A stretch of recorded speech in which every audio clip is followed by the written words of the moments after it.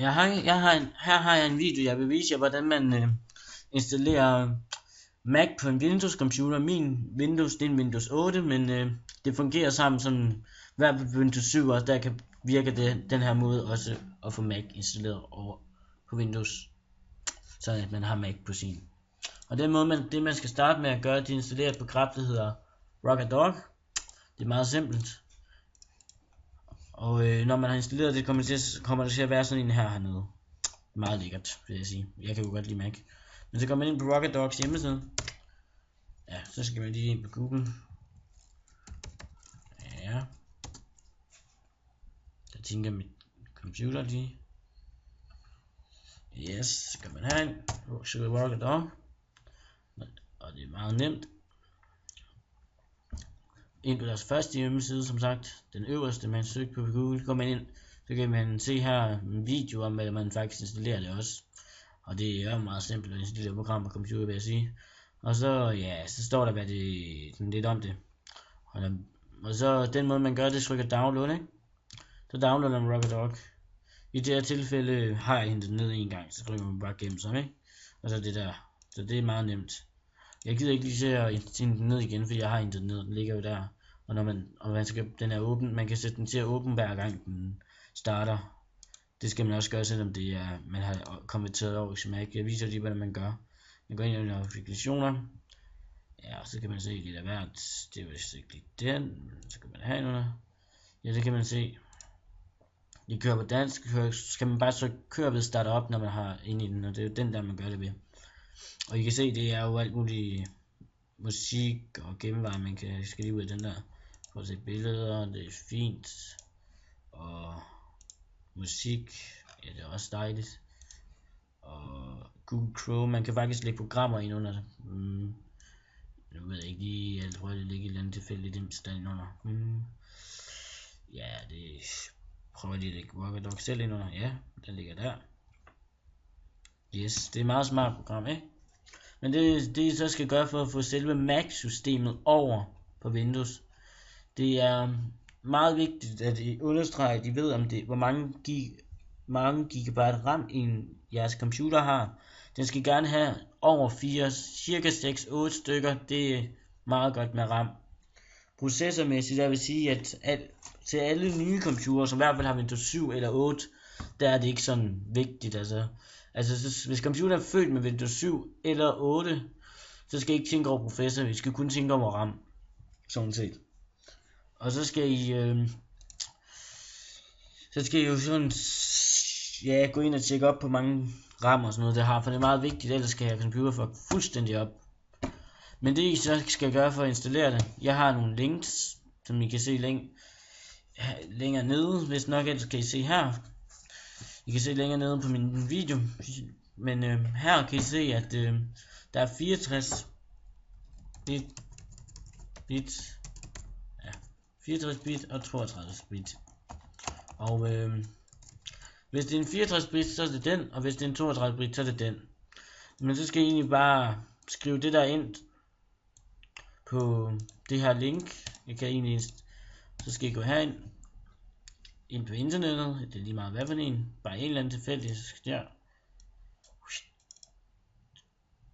Og ja, jeg har også lige vist, hvordan man opretter en. Sådan der, så går man bare ind og trykker ding. Og så nu laver jeg lige en fejltest. Det skal jo ikke ske, alle kan fejle, sådan der. Så trykker man den ind, så henter den ned, men nu gider jeg ikke hente den ned, fordi jeg har hentet den ned en gang, så trykker jeg lige cancel igen. Faktisk sådan. Og så gør man sådan her. Går man ind under, den står til Windows 8, men det giver ikke så meget, altså hvis det er så, altså Windows 8 eller 7, det er fandme lige meget, altså det virker lige godt, altså men det er ligegyldigt, at man har 8 eller 7, men hvis det er, så kan man også google lidt, men altså det, jeg vil sige, det er 50-50, at man henter den ene skins ned, eller den anden skins, altså jeg er sgu tilfreds med, altså jeg ved, at det ikke har noget at sige, altså. Jeg går lige ind på Google igen. Ja, man kan jo så skrive Windows 7, og så, ja, så kommer det samme, altså 50-50, det virker lige godt, om man har den der 8 eller 7, det har ikke noget at sige rigtigt. Det er bare, at man understreger, at den virker til 8'eren også, for det er mange folk, der er i tvivl om. Men så når den er hentet ned, I kan gemme på skrivebordet, så gør man sådan her. Så åbner man selvfølgelig op. I skal vide, at computeren den skal genstarte under installationerne. Og så nu er I i gang med at udpakke den, ikke? Og jeg vil sige, at det virker optimalt. Og jeg har ikke haft problemer med det, det virker, det er ikke en prøveversion, som virker fuldstændig.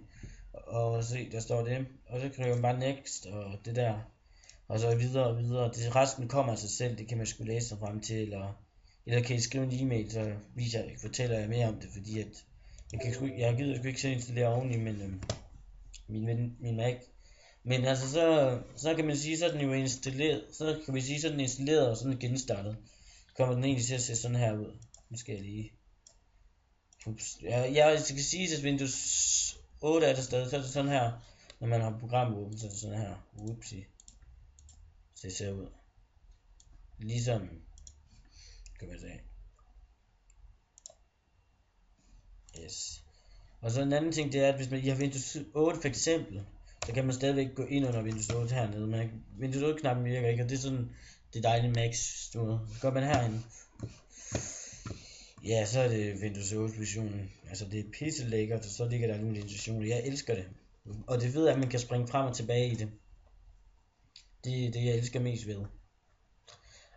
Og det er meget simpelt, altså. I skal bare gå ind på Google, ind på nettet, og så gå op og skrive i adresselinjen, det der, hvis det er en 64, den der, eller hvis det er 32, den der, og så henter I den bare ned, installationen. Det var sådan set alt det jeg havde, og det virker optimalt, altså der er ikke sådan rigtig nogen forskel, altså det er selvfølgelig, altså Mac, det bliver ikke helt til Mac computer, vel, men det ligner, det er næsten det samme, man kan installere alle Macs programmer på, samtidig med at man kan have alle Windows programmer på, man kan køre alle spil, selvom, altså de spil ens computer kan trække fra starten af, grafikkort og processor og RAM kan trække, det vil den kunne køre med. Og hvis den ikke kan køre i Mac, så kan den køre i det andet system. Og jeg vil lige vise jer, hvordan man hopper frem og tilbage, hvis man gør det sådan. Så hopper man tilbage til sit gamle system, og det ved jeg, man kan i 8, og det ved jeg også, man kan i 7. Så er man her ved det gamle, og så kan man så lægge den her ned. Og så vil jeg så sige, det der er sådan der, indtil man har afinstalleret det igen, hvis man bliver fortryder. Og den måde, man afinstallerer det på, det kan man, altså nu, og så hopper jeg lige tilbage igen. Man kan ikke afinstallere, når man har det sådan her, men når man er her, så kan man sagtens afinstallere. Og så går man jo faktisk bare ind under kontrolpanelet, sådan her. Og så går man ind og skriver, og så går man ind under fjerne et program.